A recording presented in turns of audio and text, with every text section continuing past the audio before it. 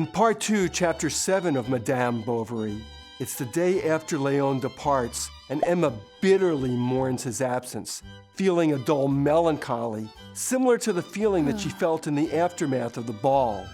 The loss of him only sharpens her desire, and she finds herself just as unhappy as she was in Tostes. One day, Rodolphe, the owner of a nearby estate, brings his servant to be treated by Charles.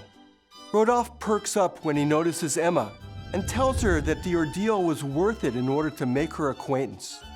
After he leaves, he excitedly recalls how lovely she looked and what a bad match her husband Charles seemed to be for her.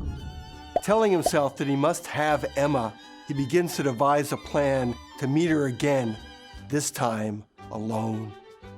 In part 2, chapter 8 of Madame Bovary, the day of the town agricultural festival arrives, and Rodolphe escorts Emma there. They flirt with each other coyly, commiserating over the fact that the country people cannot appreciate their sophistication.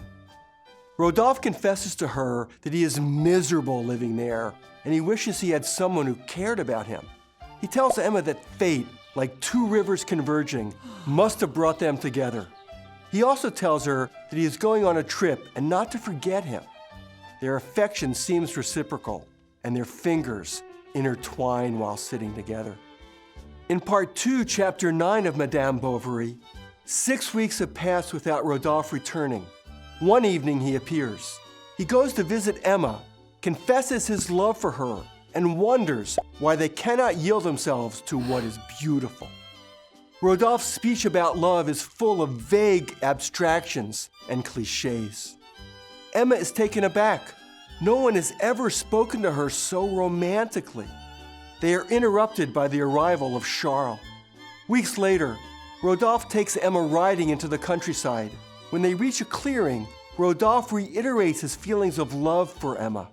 He makes a physical advance toward her.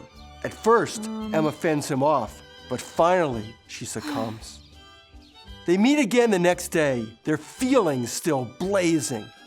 They write notes to each other every evening, leaving them for each other in the crack of the garden wall. One morning, after Charles leaves, Emma makes her way to Rodolphe's estate.